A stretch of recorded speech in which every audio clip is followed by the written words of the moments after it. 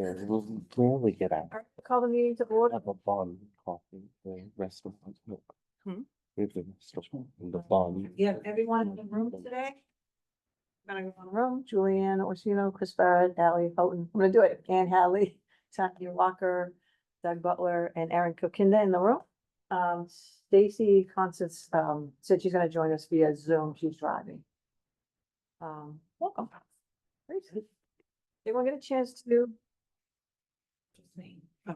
Everyone get a chance to, review the meeting minutes from September 24th? Yes. I did. I'll make a motion to accept the September 24 minutes. Recording in progress. That was, Chris and then Ally something.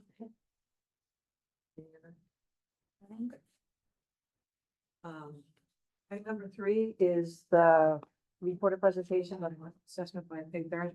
Didn't join us, when we were, she got sick, so couldn't join us. So we asked her if she could just record it. So that we can just play it. So that's what we're gonna do next item. And then if folks have any questions, I think we still can send her questions. Yep. Yeah. Mhm. Folks have questions, we can gather them all and send them. Right. Lot going on right I now. know, so we're gonna do in a moment. No, I'm good. No, I'm good. I just had to make phones. And then everyone should have a copy.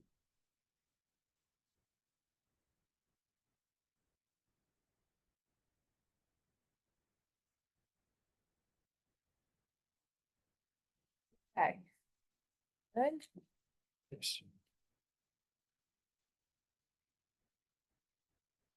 Good evening, my name is Heather.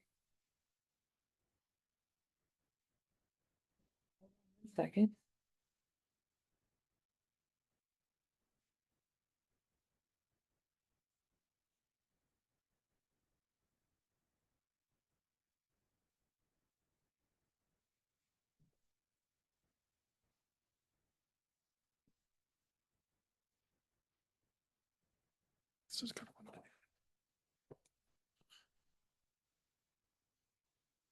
Like my TV at home, remotes.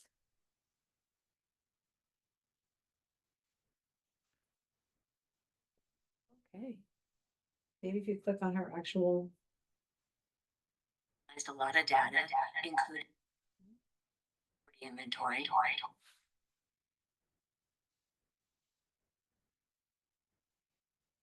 I apologize.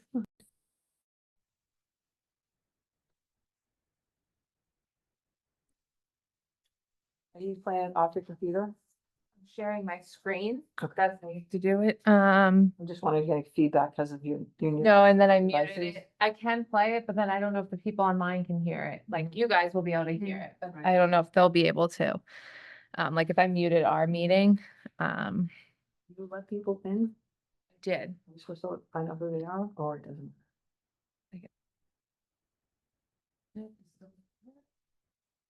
Your settings in your Zoom or audio. Oh, yeah, settings. maybe. Yeah, okay.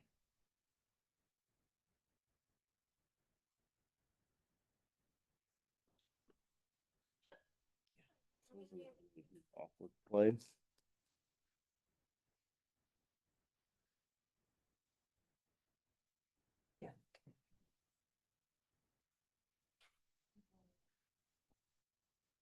Apologize. Excuse me one sec. You're probably right. It probably has something to do with the audio and that. How about we skip on to Yeah, number 4? give me 1 second, okay.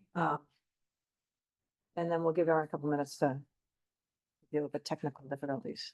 So we're gonna jump over to item number 4, which is the EDC upper fund, the remaining balances.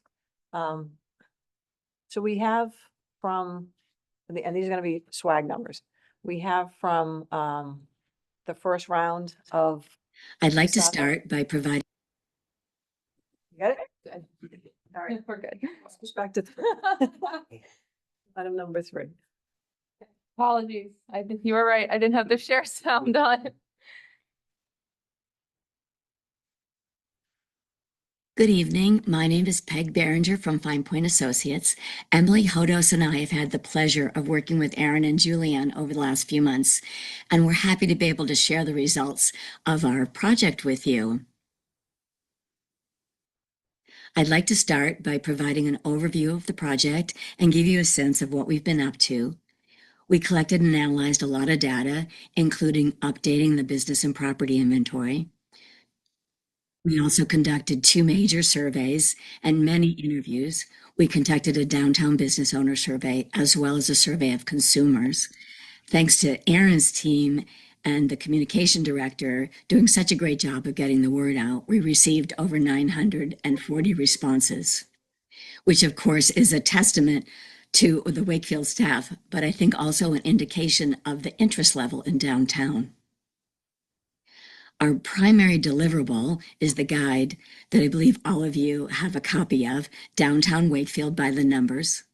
And we entitled it this because at our initial meeting with Julianne, she emphasized wanting a data-driven analysis. The purpose of this guide is to provide information about market potential, customers, and real estate trends to existing businesses, as well as prospective businesses considering locating in downtown or potential real estate investors, and also to help community leaders make informed decisions about economic development policies and programs. We also prepared a second document. This is intended to be more of an internal working document for discussion, and it contains additional comments and perceptions that we heard while we were conducting our outreach. It's more anecdotal than quantitative in nature.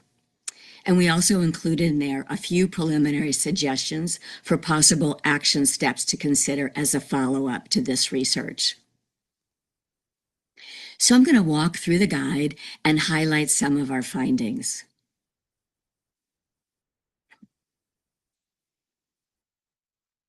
There's 282 establishments in downtown, almost exactly the same number as 10 years ago when we did our first research in downtown Wakefield.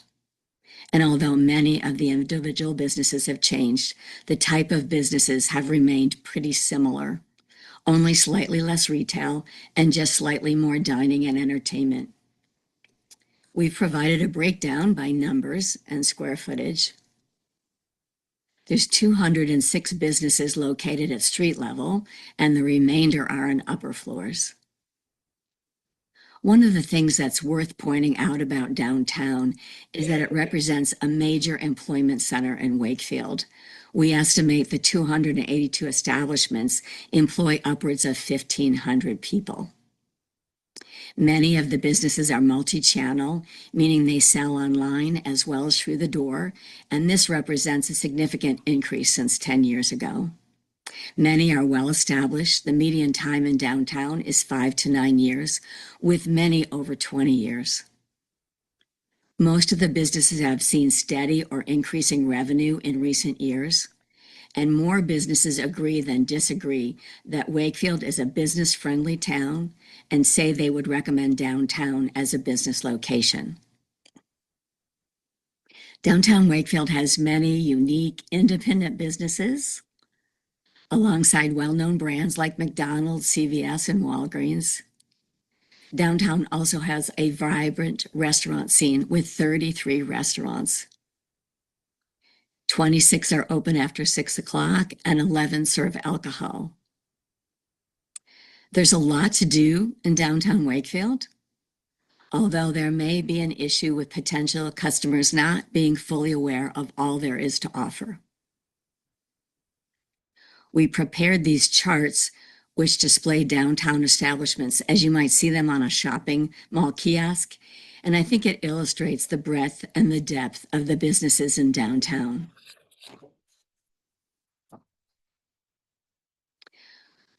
We asked businesses about the advantages of downtown Wakefield as a business location, and what they told us, the top 3 were public transportation, demographics, and image. 31% of businesses told us they were planning to increase their staff, and 14% are planning to expand. On average, they told us about half their customers come from Wakefield, another 22% from the immediate surrounding communities, and another third from beyond that.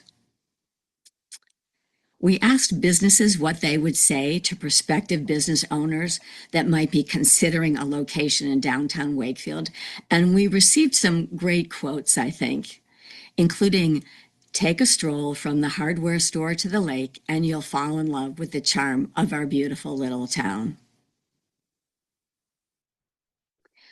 Wakefield has many cultural assets: Albion Cultural Exchange, Veterans Memorial Auditorium, the Civic Center and Beebe Library, and of course, the crown jewel, the lake, that attracts so many visitors every year, the seasonal farmers market, and the athletic fields at Galvin Middle School.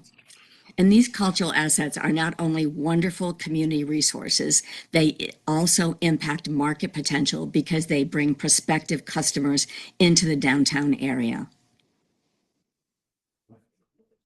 As for the real estate scene, there's close to 1 million square feet of commercial space in downtown Wakefield, 338 commercial units in all.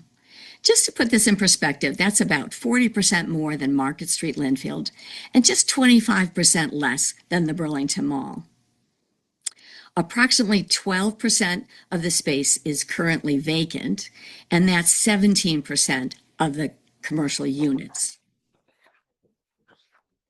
We interviewed real estate professional and business building owners, and what we learned was that retail rents are competitive with Stoneham Square and slightly lower than Reading and Melrose, typically in the low to mid 20s per square foot on an annual basis, with some of the newer mixed-use developments commanding higher rents, maybe in the high 20s. The office space is mostly in upper floors without elevators. There's a few larger businesses, but mostly they're small professional offices such as attorneys and dentists and accountants who prefer an office close to home. The redevelopment of upper floors for larger tenants is fairly challenging due to the high cost of sprinkler systems and elevators and other necessary renovations, which are hard to justify with current rents. Right now, regionally and nationally, office space vacancy rates are quite high, in the neighborhood of 20%, due to the recent adoption of hybrid work models. There's been significant growth in residential development in and near downtown over the last several years. Over 500 residential units have been developed, adding more than 750 residents. And residential development is good for downtown. It makes for more customers and foot traffic. It increases vibrancy and safety. But the really big news is the amount of growth planned for the next couple of years. Between 2025 and 2026, another 550 units will come online, bringing more than 800 new residents in close proximity to downtown.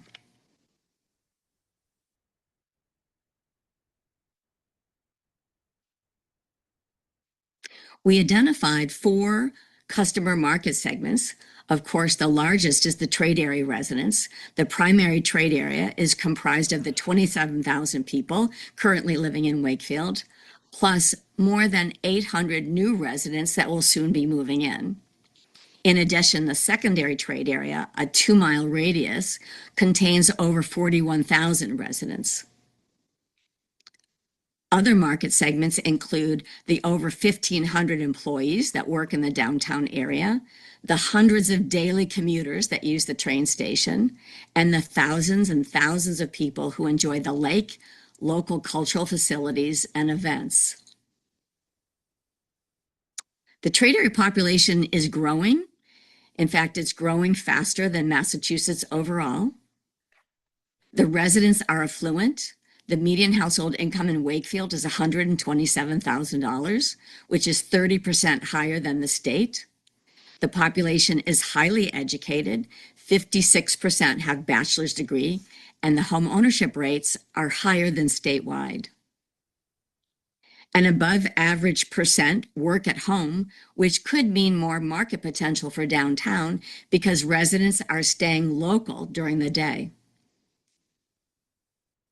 Wakefield residents spend $926 million per year at retail stores and restaurants. and they spend over $296 million of this at businesses outside of Wakefield. This is what's known as sales leakage. The chart on the right breaks down the sales leakage by subcategory, and it shows where there might be opportunity for existing business expansion and new business growth. For example, there's a significant sales leakage in the categories of both limited service and full service restaurants. And there's also sales leakage in clothing and many other categories. And these types of businesses could locate in downtown. However, capturing this leakage is going to depend on offering competitive quality, pricing, and an overall shopping or dining experience. This chart illustrates the sales leakage in the secondary trade area, the 2-mile radius. Results from the consumer survey told us that people would like to see more upscale merchandise, more in line with local spending power, offerings that appeal to young professionals and families, and more entertainment. They specifically would like to see a bookstore, a bakery or a bread shop, and several other listed businesses. We want to give some special attention to restaurants because they play such an important role in downtowns. They provide that essential third place beyond work and home for social gathering. They boost property values because they increase foot traffic and attract complementary businesses, and they pull in visitors from beyond the local area. And residents right now are spending close to $80 million at restaurants outside of Wakefield every year. And here's a partial list of where they're going to eat. Turner Seafood and Mexico Lindo in Melrose top the list. It stands to reason that if restaurants similar to these could be attracted in downtown, they may be able to capture some of this sales leakage. There's a growing appetite for broader selection of restaurant choices in downtown. As for specific types, Mexican and brew pubs top the list, followed closely by bakery cafe. We mentioned some cultural assets earlier, and here is even a fuller list.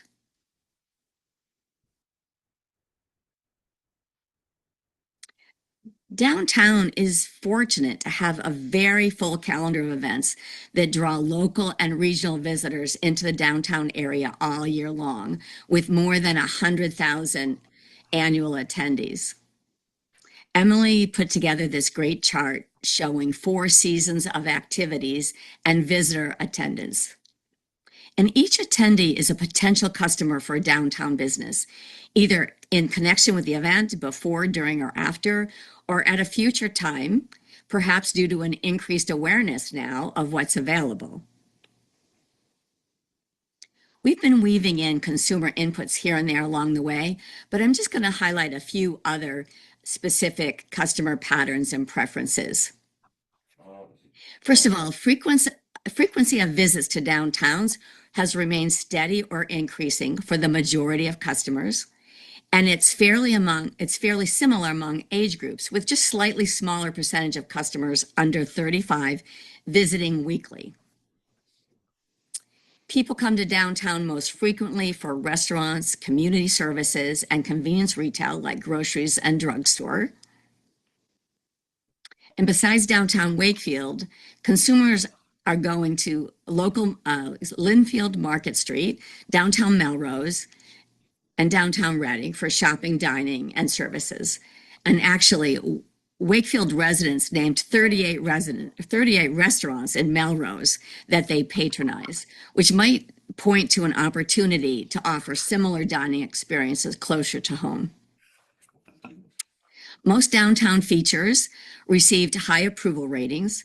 Consumers were mostly satisfied or neutral about public safety, lighting, public spaces, cleanliness, sidewalks, and bike infrastructure.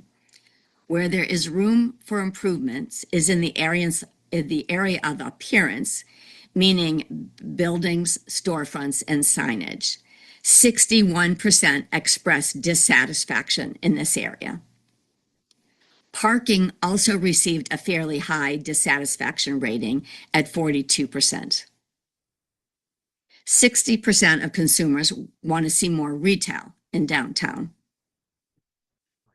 Consumers are very enthusiastic about several potential proactive strategies, especially addressing vacant storefronts and encouraging more outdoor dining, cultural events, and placemaking. This is the last page of our guide, and we wanted to use it to thank the Planning Department and the Economic Development Council for all of their support, and also thank everyone that responded to our surveys and interviews. And we hope that the guide will be a valuable resource for those looking to contribute to the future of downtown Wakefield.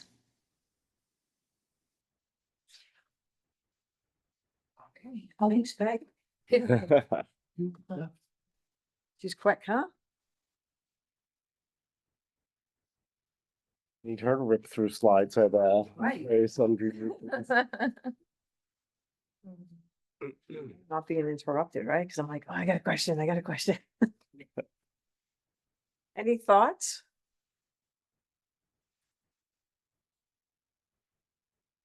It's very helpful. Yeah, right? Great. Yeah, it's good. One of the things you keep going to that showed up here is the amount of students and parents that show up at school events. Yeah, You know, absent the 4th of July parade kind of thing, nothing consistently draws more people into and out of their houses Mm. into Wakefield than school events. And there's got to be a good way for us to tap into that and work some of those people into the community more frequently. right. Or how do we, I'm gonna look at you folks, you're kind of more the business, you're also business. Yeah. But Tanya, from a business perspective, right? So you potentially, guys, you potentially have 1,500 consumers on every single day. So I'm curious, I've always been curious why the businesses aren't. It seems to me that the businesses aren't necessarily seeing that as an opportunity. Like if you, it's like you, I'm looking at you because you have an eatery that I think if you were here, the kids would be there all the time. Yeah. What would you like from your perspective, from your experience, how would you potentially market to that group of folks? Because I'm always shocked that there's not some real drive from the businesses down here to try to get the kids down. Yeah, I don't have to think about that. I've never tried to market to under 18s Mm. because we market to like colleges and stuff, but that's different in that they're adults and, you know, are on social media. Like, I don't really know how to reach. I have a 7-year-old. I don't know above that what their um, what their consumption of social media looks like. So you would really lean heavy into social media. I think that's, but also, I don't know. I mean, talking directly to the schools, seeing if like, I don't know, like on early release days, I would maybe target like, being like, hey, if you guys, if parents are taking their kids to after early release days, like, you know, like, the Bolodrome, could they like offer like discounted, I don't know what they do there really, I've only been there once. But you know what I mean? Like, hey, your kids are out early today. There's stuff to do. Let's do it here. Right. But the schools are a pathway to the parents. And Mhm. grandparents. And that's, you know, that's an opportunity. And I'm not sure, you know, you're marketing to the kids as to how do we get at those parents that are forced to be active in the community by virtue of having children doing stuff regularly in town. Right. Be it, you know, band or soccer or field hockey or whatever it may be. The plays, the performances, MLK Day, I mean, the Veterans Day ceremony coming up.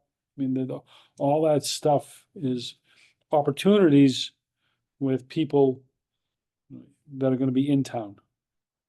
Yeah, I know after the performances, that, Ravens cleans up after performances, and like a few of the places will like do really well, but it has to be places that are welcoming.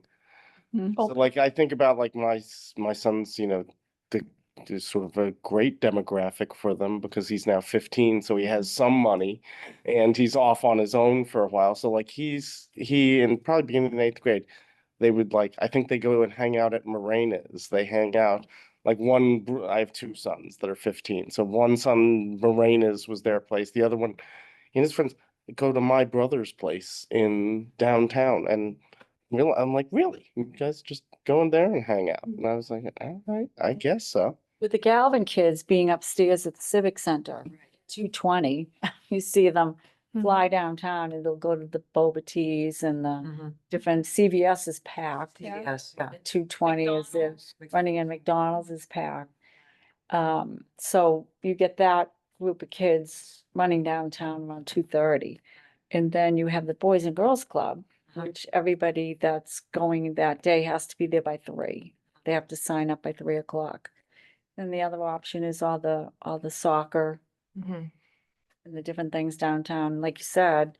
Yeah. A night that there's something going on at the school, where do you go afterwards? Maybe you take them to Cravings, maybe this, different things like that. The place that was Brothers became like a place, like the thing that is Brothers, like, whatever it is that's there, if they make like great burgers and great fries, they will get Mhm. loads of those kids in there. I mean, yes, you gotta have great salads and eat healthy and More whatnot. kid-friendly food. Right. Right, and you gotta have it, yeah, and have it be something that can, but that's that's the pipe dream thinking. Let's think of like what do we have?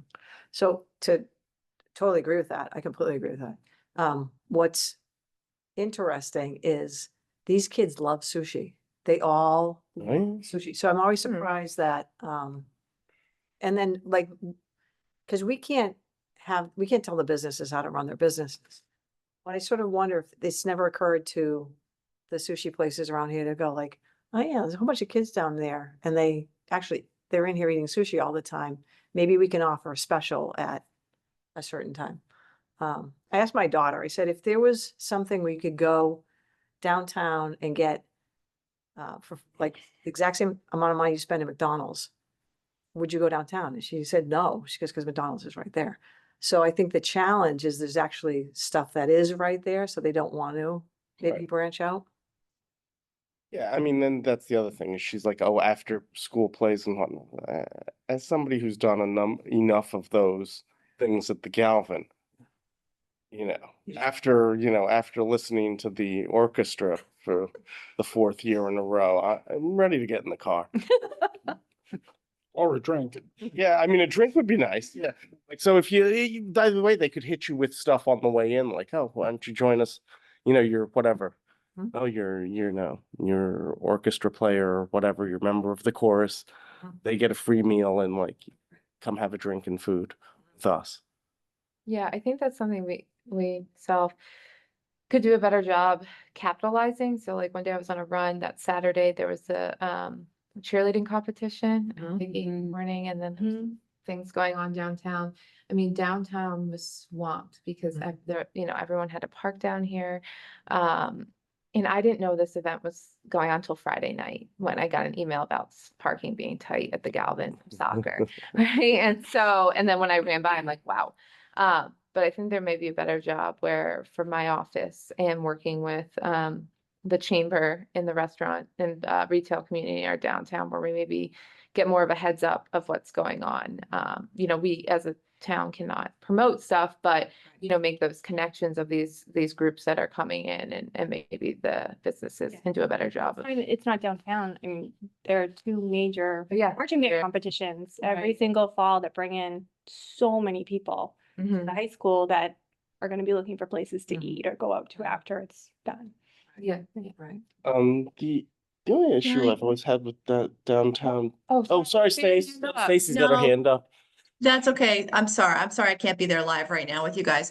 I had breakfast at the omelet headquarters last week and got to talking to the owner. And one of the things that she raised that I had not even thought of that fits exactly with what we're talking about right here is she said, if I had a food truck, you know, I can't, I could go park at the soccer field and sell ice cream. I could go, like you're saying before, you know, I remember that rush of giving everybody dinner before the spring concert or what have you. If there was like a food truck that was outside of Galvin for a locally owned business, I think that would be A, a service to the community, but B, it would enhance, you know, some of these local businesses. Now, I don't know if our local businesses have that capability to be mobile, but instead of us asking, how do we get the people from where they are out to the businesses? Can we bring the businesses mobily to where they are? I hadn't thought of it, and she was kind of asking me like, how do I get in? How do I do that? And I was like, I don't know, but I have a meeting next week. I'll raise it. Julian, the guy that's on has his hand raised, but just letting you know, you can't see. I'm just telling you. So this is, I can just allow public, right? So we actually have someone, from the public who has their hand raised. We don't have on the agenda public participation. Do you have their name? Vincent Cheka? But I would be interested if you folks agree to hear what the public has to say. Yeah. Mr. Cheka, Cheka. Can you please give your full name and NCT address? Cheka, 37 Green Street. Great, thank you. Hi, Hey, Vincent. one of the questions I've had probably since the 1970s, that these surveys have been going on, and maybe I missed it. I didn't see there was answered here. Why do businesses locate in Melrose or Reading rather than Wakefield? We can do all this, what type of businesses we would like to have, and I still, why aren't businesses attracted other than our higher tax rate? I think we need to get the cause before we come up with a solution.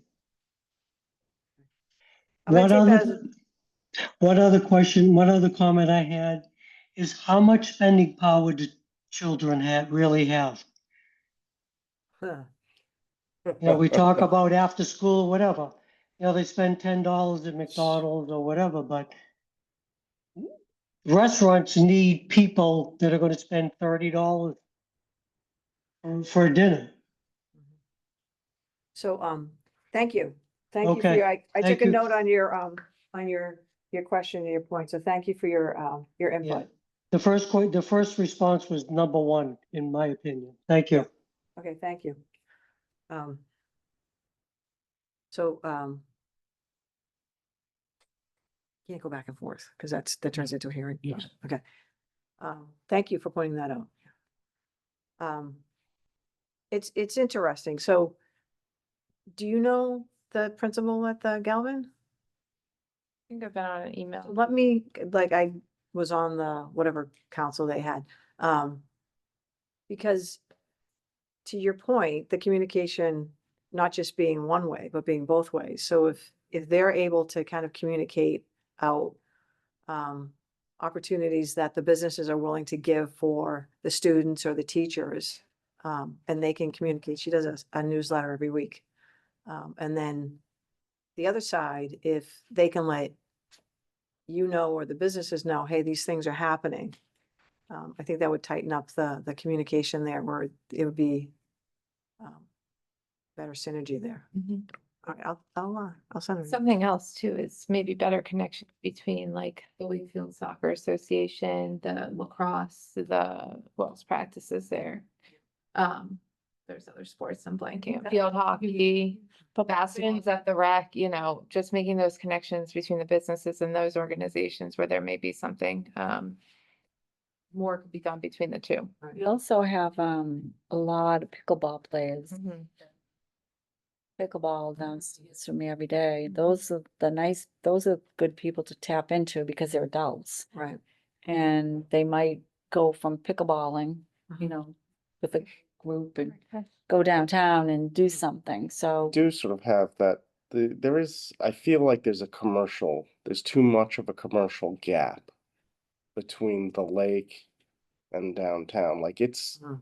if you wanted to go for coffee from playing pickleball, it's kind of a pain in the ass. I mean, you've got to hike, you've got to go, you got to cross the tracks to go to Carol's Cafe.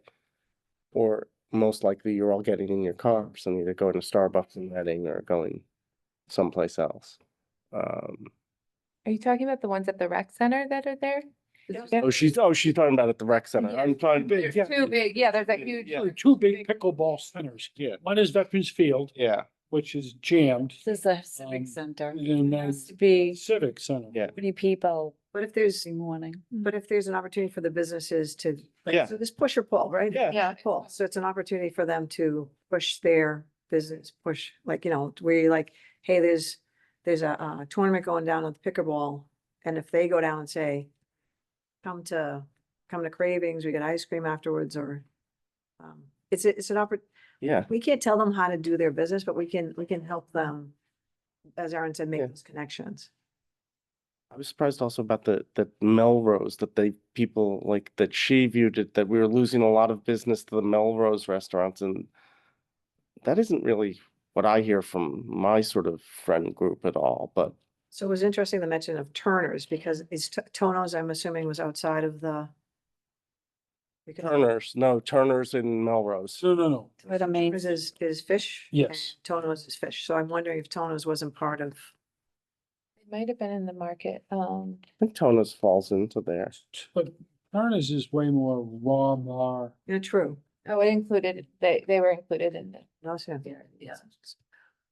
So Turner's is more of a restaurant with a seafood edge, for lack of a Yeah. better word. Turner's is Yeah, Robot, you're right, more of a a fried a real fried seafood. seafood, yeah. fried Seafood, Yeah. raw bar. Thank you for all the work on this, because this I think is really, really helpful and really great. I've already used it, actually I think I told you guys this last time with the marketing, team that we're using, and were just like, wow, you just Yeah. made our life so, so much easier, but all this information is so helpful when you're looking to attract businesses to your community, so, use this as a tool moving forward, so, and I already sent it to someone that's been, contemplating opening a bookstore here in town, and I said the number one thing people said was a bookstore, so the facts, there's data there to back it. Excellent, great. Mhm. Anyone else? I also think the leakage number can't be right. Some of these numbers seem high. Well, the amount of money that they say we spend in Wakefield versus we spend out of Wakefield, I was like, we're not spending 82% of our money in Wakefield. Don't think? Grocery, just think of most people's grocery bill. Most townspeople are not stopped. I mean, Shaw's is decidedly probably the fourth busiest supermarket in the area.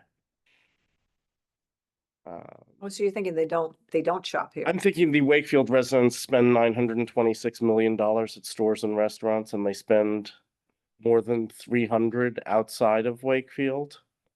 They spend a lot more than 300 at. I would be surprised if the number wasn't right. Know how you put that number together, because I tend to. Yeah, I mean, Answer that question, because that's always been, not that it felt like a make-believe number, but how is, what's it called, Doug? the retail gap analysis, I think, is what she.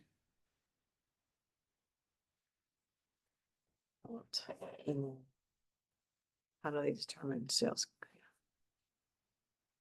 It looks like it's a mix of a bunch of. But her right side table seems pretty accurate to me. I don't know that yes, we, we have a demand of $87 million for warehouse clubs and supercenters that we import. We don't have. And that we have our supermarket, we spend 67 million outside. That seems real. Yep. Yeah, but it's an opportunity to get folks to come back to Wakefield. And then plus you're not, I mean, sometimes you have to slash want to spend at a different place that doesn't happen to be in Wakefield, right? Yeah. And they also said, the other thing they said is they wanted like prettier storefronts and things like that. Like that's what you guys are doing. Good. What, the last thought from me was very striking to me, all the new buildings with rentals that have come online and are in the process of coming online. That's younger people and empty nesters, all of whom have disposable income, I would think. And wouldn't it be nice to get some kind of anchor in the brothers space, the old brothers space, like a sports bar, not as such, but something that would be open through all these time periods that we're talking about just get with some reduced. performance space, like that space could anchor so much. Mhm. Right. Is the building for sale? No, the restaurant space is for sale. Okay. It's half off. Oh, they drop it half off? They started at the mid-4s. I just saw it, new price there at $250. So Chris, So that's that- is that just the lease? Yeah, Buying the business. yeah, that's to buy the business that was Brothers. The equipment that goes there, tables, chairs, includes like everything that was part of the business. Does that include taking over the existing lease as well, or the lease was up?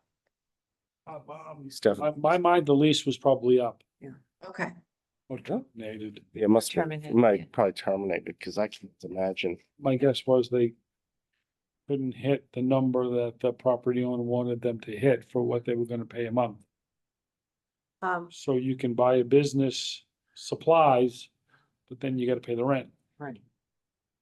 It would be nice if the businesses like work together a little more, where, maybe if you go to, Rada's, and maybe she gives a discount for Public Kitchen, or, somebody else gives a discount to maybe go to the cheese store, just sharing, The cooperation together. yeah, but From a chamber perspective, how do you communicate with the businesses? Do you actively go out and try to so this is a great idea. Do you actively go out and try to sell that to the businesses? Like, hey, if you guys were able to, what's it called? It's called something cross. sell. Cross promote, cross. Yeah, cross, if you could cross sell, Promotion?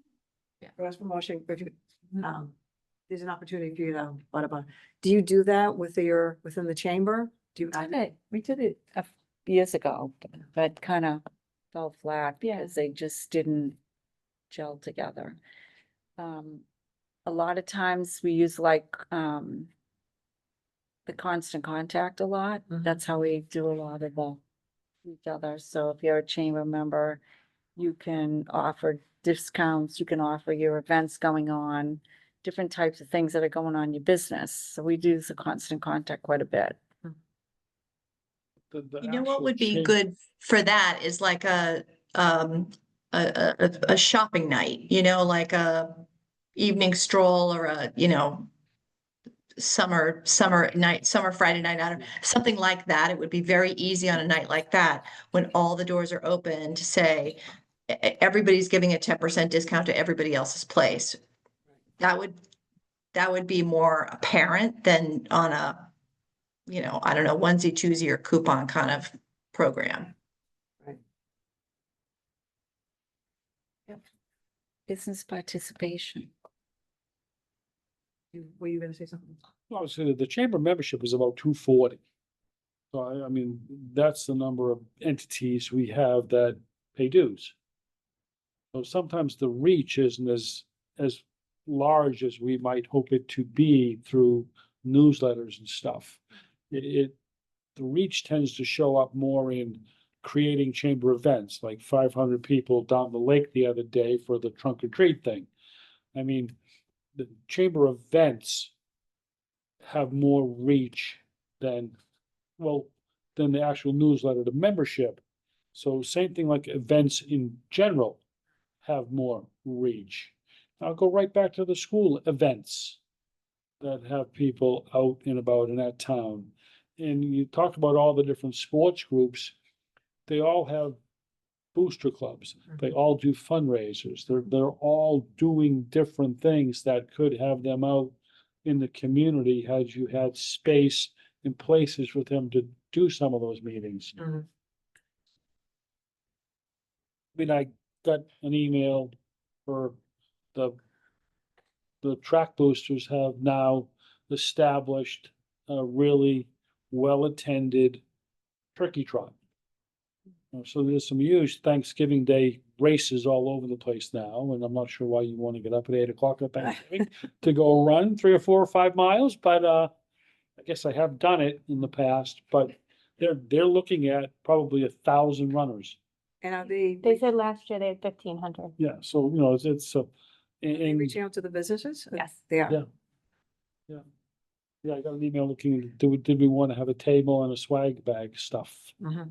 So it's reaching out to the businesses to say, give, One fundraise, they're fundraising. yeah, But also with that But- sponsorship, there's opportunities for visibility, whether it's the table or the swag bag or, just mentioned in promotional items. mhm. It's also on Thanksgiving though, so a lot of places I imagine. are Open, closed. yeah.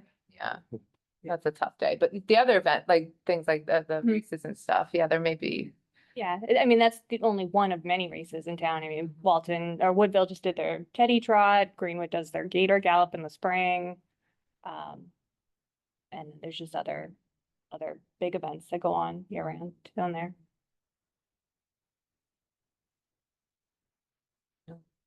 Anyone else? Good stuff, good stuff. Stacy, anything? Excellent. Oh, again, thank you. I'm glad we. Great. Thank you for all that help, everyone that helped too. Interviewed you, or provided information, made my job a lot easier. Thank you. So I'm gonna move on to number 4, the EDC opera funds, the remaining balances. And I'll let you speak to this a little bit, because there's about 86,000 from the facade. Yeah, that's between a mixture of the facade and also the digital marketing grant program. So these are just my internal calculations and, I just made some payments out. So my numbers are a little different than what accounting will show, but we've always been matching up, which has been good because I just made some payments out. So free money right now, we have about $86,150, remaining from round 1 of facade and sign and from the digital marketing program. So we had Ian from the WCA TV come and present sort of proposal. So waiting to kind of hear back from him to kind of give us a formal proposal. But it's basically for low money, we would actually cover it. Go into businesses and do a little promotional video for them.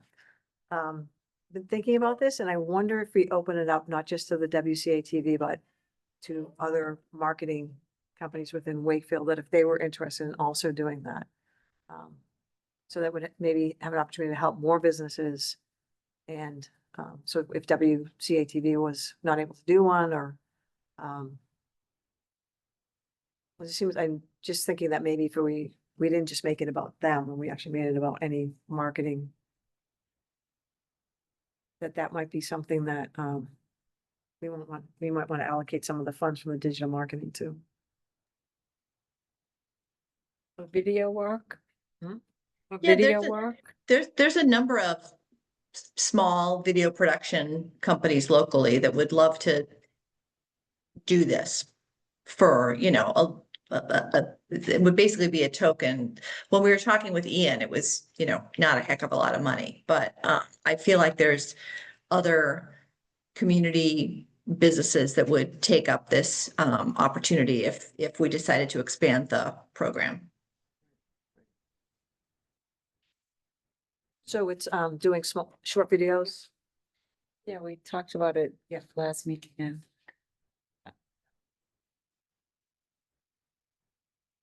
People are in favor?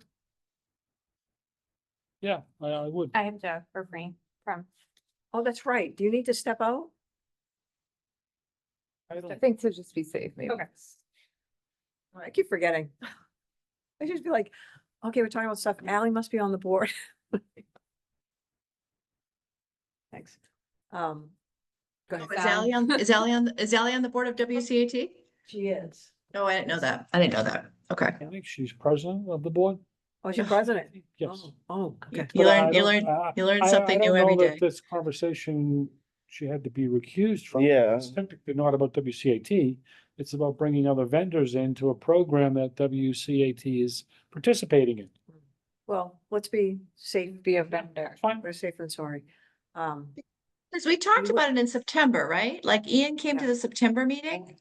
yeah, And we what- agreed- can I- Yeah, one second. So the challenge that we would have is we don't have the quorum to vote on it. If we decided to move forward with this program, if Alex is not able to vote, then we don't have quorum to vote. We don't have a number to vote. Can I ask a clarifying question? Yes, Is this like right now, instead of quorum, the WCAT, or is it like in addition to? In addition, addition. Okay. Addition. Is it because you don't have, like, you're not able to get enough time with WCAT that you're not, is it that, why do you wanna, like, Open it? WCAT is just gonna be cheaper than anybody else.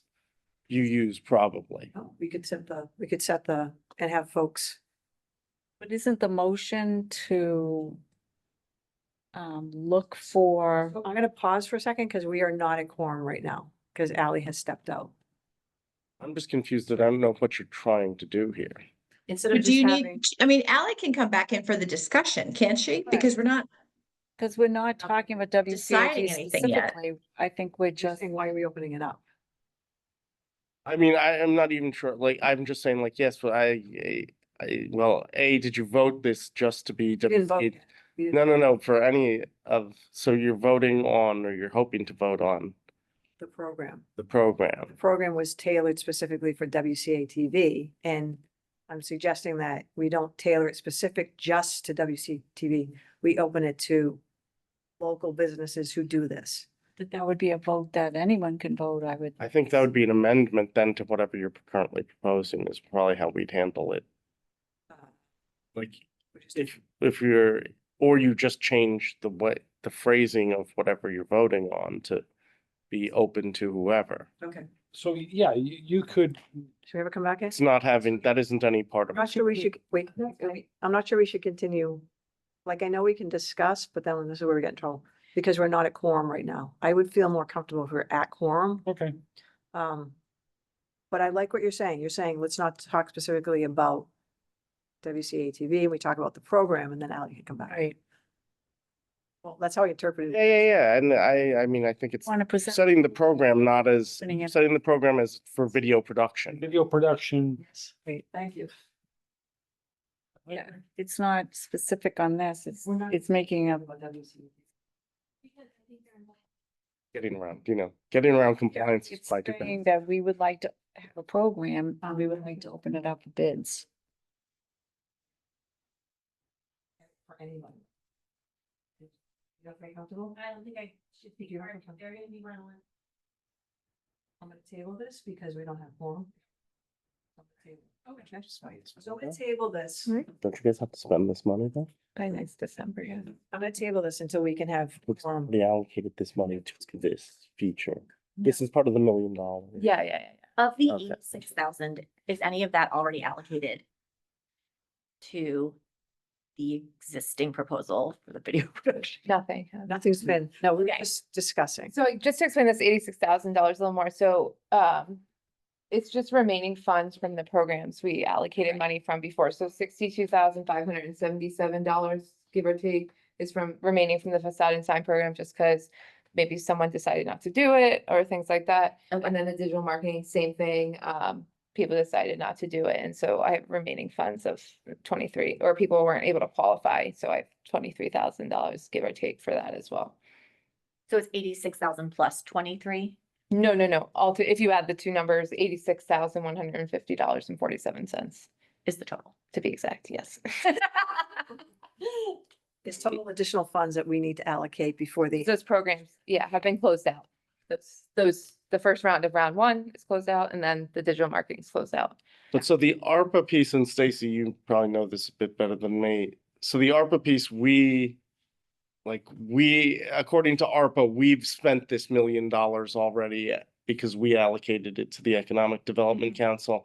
And now they have until the end of next year to spend, to Yes. get rid of all the Yes. money. So it's not like you Yes. don't have to allocate this money this year. No. You don't have to it's say what it's for yet this year, because we've already said it for you. It's all for you. It's gotta be. Spent by next Yep. December. Right. It's sitting in a bucket and it needs to be spent, right? But So- it's there. For us on the council, like the ARPA money, we have to allocate it all out by the end of this year. Right. And then you guys have a year to burn through. No, it's already been Oh, we've allocated. already, was that a year past? Time flies when you're having fun. Yeah. It's been allocated. We have until 12/31/26 to spend it. Spend it. Yeah. All the checks have to be out the door. Right, So we gotta give folks time to actually do programs and stuff. right, This is what stresses me. right, Um, right. So yeah, so we gotta start like, Yes. Erin, So- if, remind me, and I apologize if you said this earlier.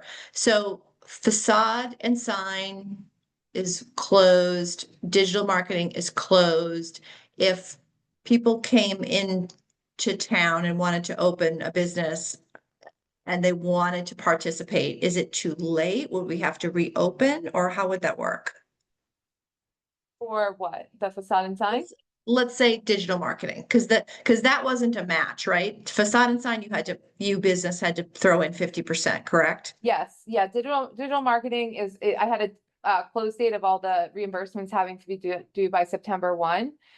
So for for me to move on to new projects and close it out, I had to have that deadline date of September 1. So no, I'm not giving money to other folks right now for that program. So that's so we should just consider that closed. Okay, okay, Yes. okay. Okay. And then there's a round 2 for the facade. So if someone came in and they Yeah, wanted. yeah. that's No, all so of it? so what I'm Round 2 is understanding sold Erin's out. point is Oh, she's got sold. 86-ish thousand dollars that this group has to reallocate to other purposes that would serve the mission of the EDC, Correct. That's which correct. may be opening this promotion video program to local businesses. Which we're gonna table while Ally's here. We're gonna table this conversation. Got it. Got it. Thank you. Thank you. The one other thing, so something that came up in this, and we've talked about a bit, is folks are challenged with parking downtown. I don't know if you had a chance to. So, we might want to think about, if there's areas that can be used for public parking, can we allocate some funds to kind of move that along? Where's the spot? Is it in between? So there's a few different areas that have been talked about potentially creating some public parking, just looked at. Right, like even off to me, even off the bike path where that's owned by the town, Mhm. if it costs, totally making numbers up because I Yeah, have no no, idea. it's fine. If it costs 25 grand to tar that and it was 10 or 15 space or whatever number of spaces, 10 spaces, I think that's something we should really consider funding. Because then that solves or helps solve one of the problems that the businesses downtown have talked about. The other thing is employees, like we haven't really focused on helping employees. It was interesting to hear there's 1,500 employees downtown. I chatted with the manager of Shaw's. Because right now, everyone knows, like, food insecurity is a huge issue right now for folks. And I have talked to a few folks who actually work and live in Wakefield and asked them if you could get a little bump. Would that help? And every single person I talked to teared up and said, absolutely. So I talked to him about how could we actually make this happen? And he had suggested, if we could purchase gift cards, Shaw's gift cards, and they keep them at the customer service, folks could come in and then Shaw's managing it, or Farmland's managing it, or like a pizza place is managing it, where it's not falling on Erin to manage this. So that to me also is another area that seems to really be something where we might want to consider allocating some funds to help the employees here in Wakefield. I'm gonna do time check at 7 o'clock. How are folks doing? As far as the parking goes, right near the omelet place, Yep. there's a whole strip of parking that's Yeah. there. And it's been there a while. And Chris knows, and because you've been on 400 parking committees. Not since '86. The, That's the first one. the employees that we're talking about don't walk. They don't park there. It's always empty. So it's been a struggle forever to how do you get employees to walk to their job or downtown, whatever? That's been an existing issue for, If I could park there, if I could come and park there and walk downtown and do business downtown, I would do that 1,000 times because I'm on the other side. I'm on the other side of Main Street. right, but it's always empty. And that's why they put these parking spaces out here, right? Mhm. So that employees would park. Do they? I don't know. Well, there's, I think there's also parking's, merchant parking, the item. Well, one of the, to spin off the parking thing, do we have the capability to lease spaces for public use? I don't know what the town spends with the item to lease those 12 spaces. And I don't even know what that arrangement is. But, and I talked to one of the larger lot owners, and unfortunately, he's got a huge tenant now. But, are That's there, fortunate. are there, are there places in town that we could convince property owners to open up for public parking if we leased spaces from them? what about from the MBTA on the, because it's a weekend, it's sort of a weekend problem. And like getting North Avenue, because nobody parks there on the weekends. Right. I mean, nobody I parks. I can't, I must admit, I've spent my fair share of time parked in that space to go to Tono's. Right. But, are there other spaces and places around town? I mean, I know Tono's uses the parking lot across from them. Mhm. They must lease those spaces.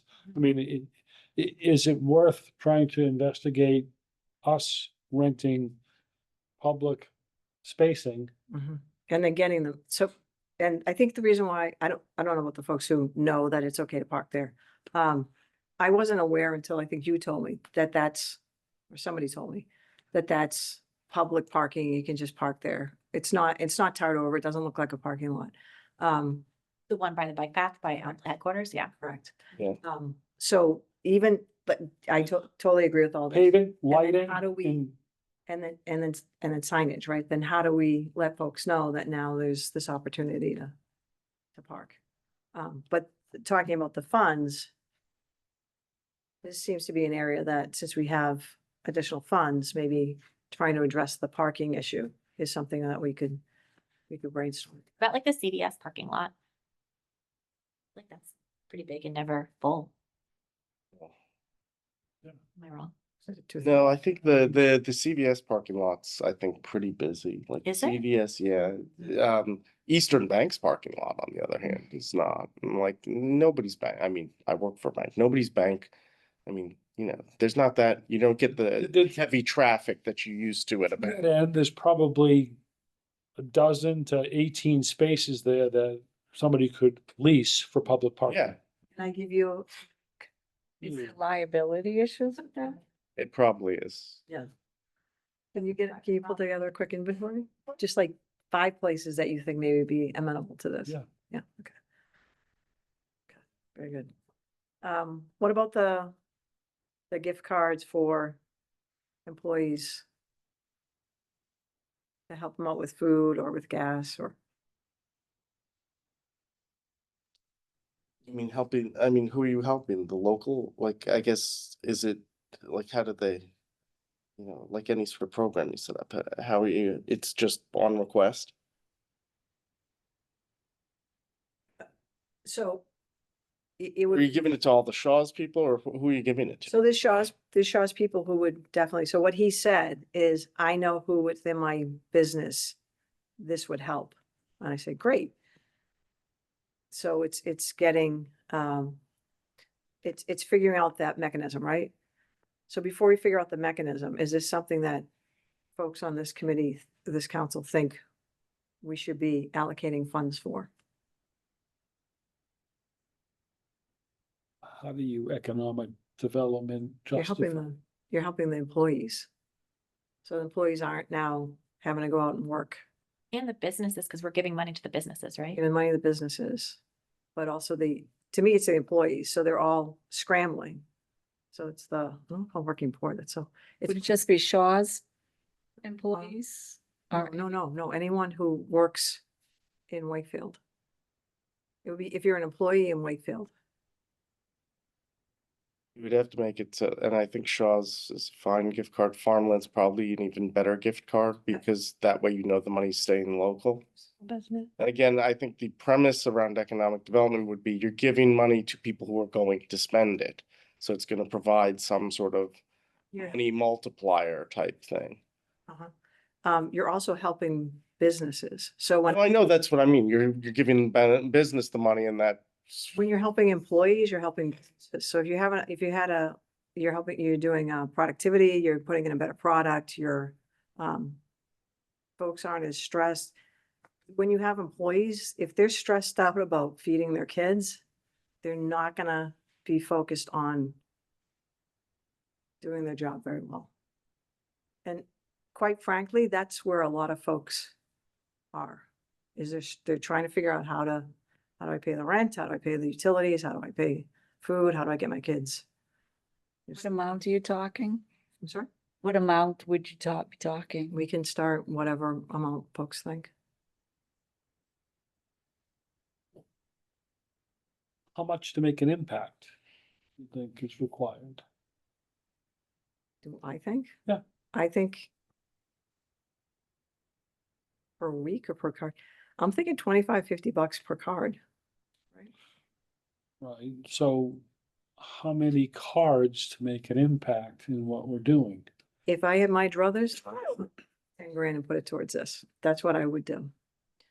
So 400 cards, 25 or something like that. I mean, M&Ms are $15. That's like you walking down the candy aisle going, I can't believe these are $15. I hear you. Can I ask more of a management question? Like, how, is there like a threshold for these folks? I don't want to sound out of line when I'm saying this, but how do you decide who you give them to? You know what I mean? I do. So the folks at the housing, what's their title? Housing, affordable housing. So it's leveraging other groups within Wakefield to say, That was my question. Okay, yeah, that, no. Oh, you're thinking of doing it through that, because again, like, I mean, and this is not, again, I'm the one who speaks a little too plainly, but, like, again, if like Shaw's and if Farmland are not paying their people enough to feed their families, that's sort of like, I don't want to benefit Shaw's and Farmland for like being cheap to their employees. And granted, it's not, I know people are struggling, but it's thinking about like, oh, if you're not, Bacon's you don't, right. What you don't want to do is you don't want to reward the bad behavior of a business owner who's not paying their employees properly. But also, I'm just, I'm throwing that out there, like you're rewarding bad behavior. so, Elephant in the room. yeah, but also the other side of it is there's probably a lot of other people in Wakefield that don't work just at Shaw's or Farmland that are hurting. It's not just working at Shaw's and Farmland, it's that they would go to Shaw's and Farmland, so folks could come in and say, I work at the convenience store over there. So what if we, instead of like I putting used this on Shaw's and Farmland, what if we, purchased these gift cards, but worked with like the food pantry to do distribution? It just, management wise, that might be a little. How would you prove where you worked? You Yeah. have a, pay stub. We can all prove where we work. We all can prove where we work, Trying to do all of us. IRS right now. What'd you say? Don't think so. Trying to do that with the IRS right now. So is this not an idea? And this is No, fine. I think it's more the management that I'm just trying to figure out. But I guess I don't have to worry, it'd be more just the money going to the gift cards, be more how you guys. I mean, is there an entity in town that could manage that if we gave them the money? So let me ask this differently. Why, so if we could figure out, so let's say, like we could throw this program out here, we market it and then say, send an email to the EDC email, and I'm happy to throw it in a Google form, and then either they're at Shaw's or Farmlands, or at the local pizza places, they're at dollar store, they're at the convenience stores. And make, and say, and have, put in there, say, where would you shop? Someone says Farmland. So then Farmland has the list, and they go, and someone comes in and says, heard about this program. I signed up for it at EDC. Check. Here you go. The whole getting, like, are people being paid enough to do? Yeah, I'm not, and I'm not, I mean, and it's I- more just thinking about how do you, it is, some of it is like, you know, I think it's a great and kind idea, and I think it's more like, who are you giving the stack of $425 gift cards to hand out? And that's fine, but somebody has to be willing to take on that responsibility of the distribution end of it. So the manager at Shaw's said, I would do this. I would do this. I didn't continue to talk to people because I wanted to bring it to the council first. I'm happy to go into Farmland and ask them, are you willing to do this? I'm happy to go into the pizza places. I'm happy to go to Lisa's and say, would you be interested in this?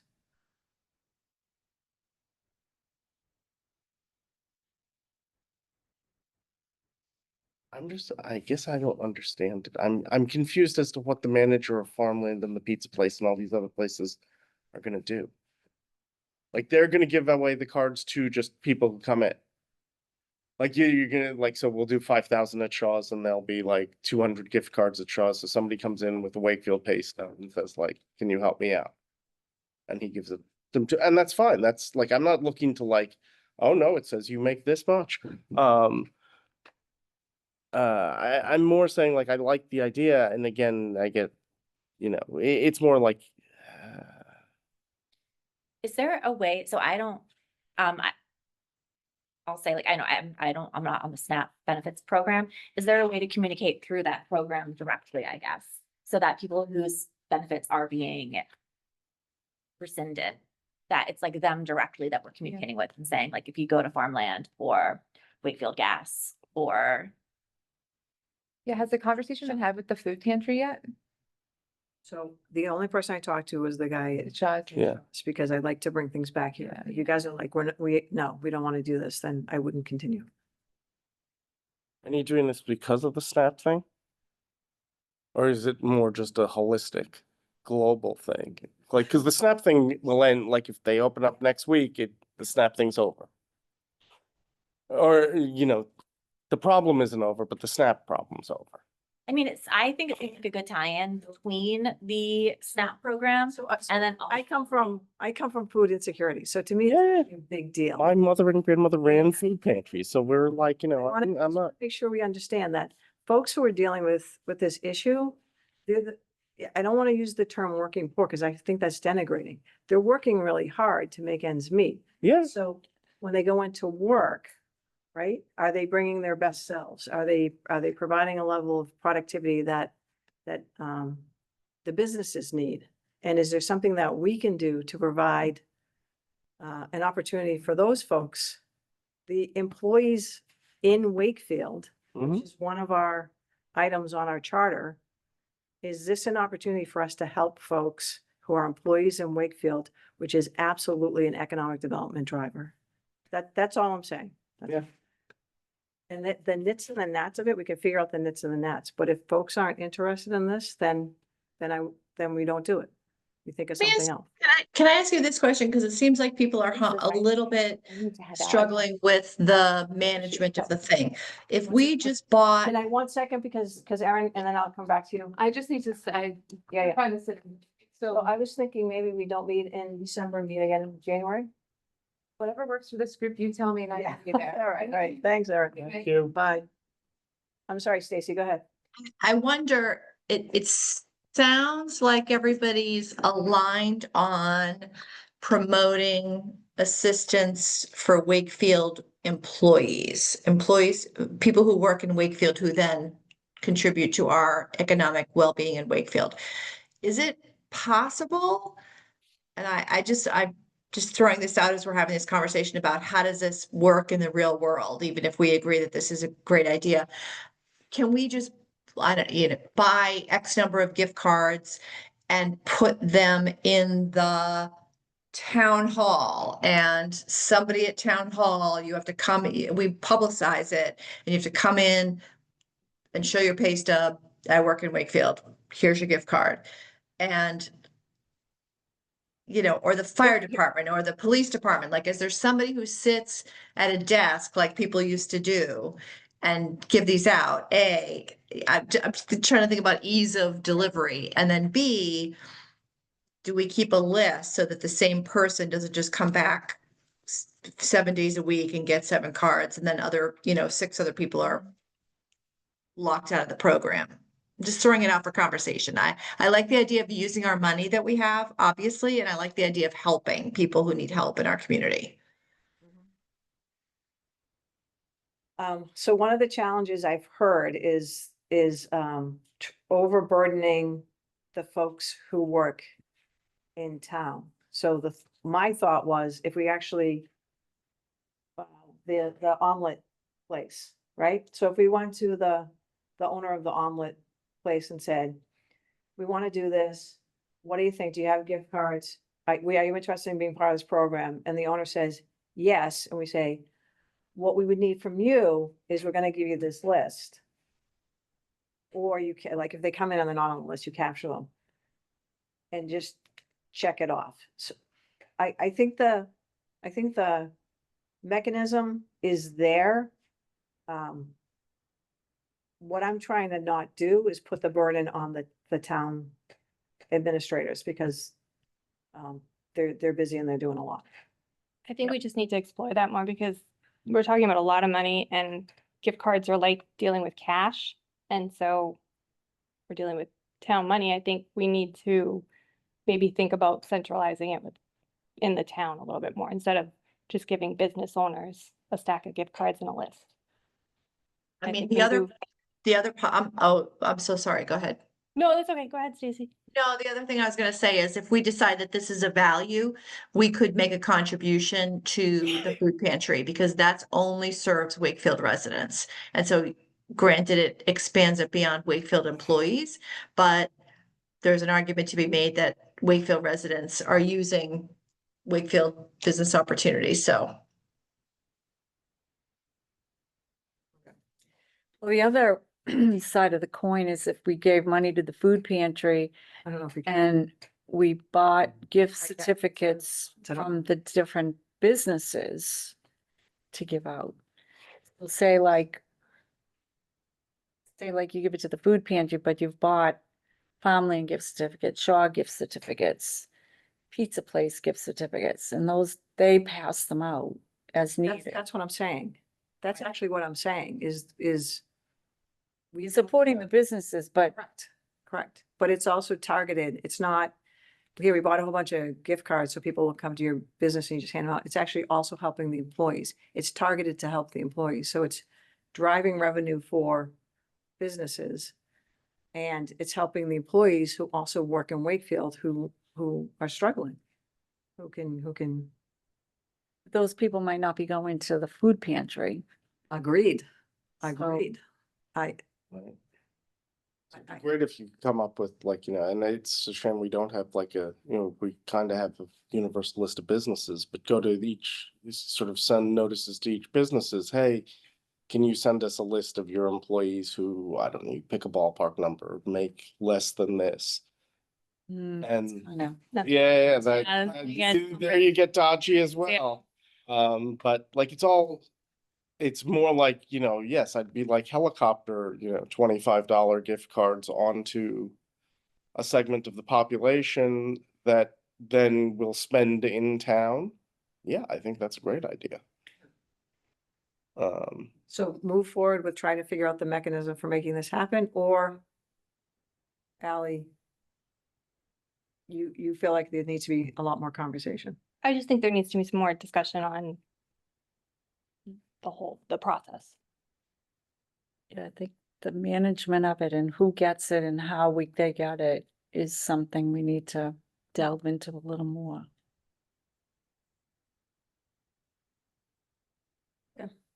It's 7:20. Does anyone else have ideas or anything for the 86 grand? Those are my, Yeah, no, I'm still pondering logistics for that, but I think pursuing some kind of parking issues um, is valid way to chase them, that balance down. anyone else? No. All right, Erin has left, so we'll skip over number 5 for her updates. So I actually have an announcement. Because we're so challenged with quorum, and I think this really is the core group here.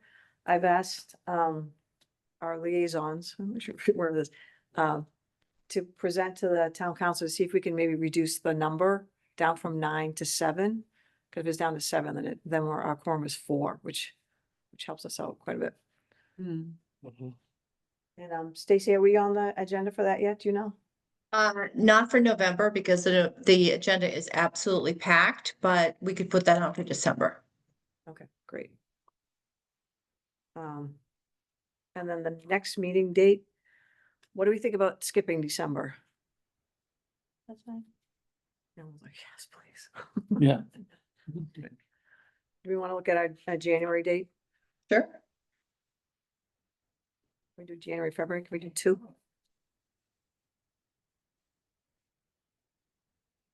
Just can't believe we're almost into December and the end of the year. I know. Wednesdays work better for you, or? Yes, Wednesdays are great. yes, yes, No, for me, but not for you? Does Thursday work better? Thursday's fine too. And does Thursday work for you? What is it? Sorry. Thursday. Thursdays? Yeah. I'm flex. Yeah, I mean, I need to remember. On Thursdays, I'm in Boston, Is so this it's like, called it's what, I know. But I've got like 17 of them, so it's trying to figure out like,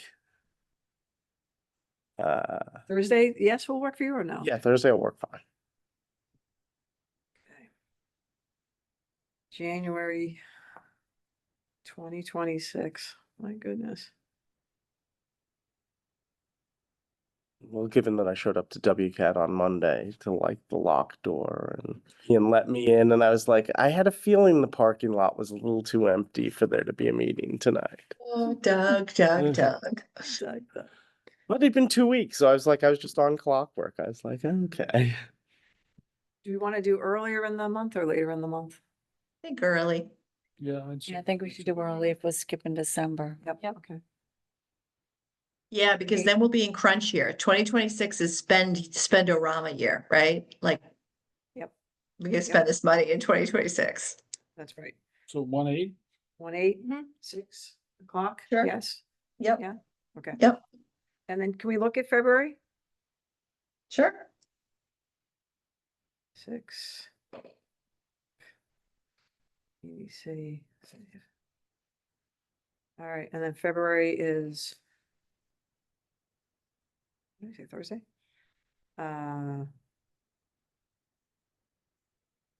Do want to do the 12th or the 5th? We'll do the 5th? Or the 12th? Go with either. I'm good for either at this point. Either's fine. We'll do the 5th? Yep. 5th, Yes. okay. 6 o'clock. 6 o'clock. Okay. And then the final thing I have, if folks want to be the chair, let me know. Please. I'm good, thank you, no. No, seriously, let me know, because we should think about, structure. Okay, Grace? Well, everyone have amazing holidays. I don't know how to turn this off. Yeah. Need a motion to adjourn? Any items not anticipated? Nope, nope, nope. I get a motion to adjourn? Make a motion to adjourn. Second. All right. Thanks, everyone. Thanks, Stacy. Thank you. I'll see you in person soon, everybody. Thank you. Bye. Or- Bye. yeah.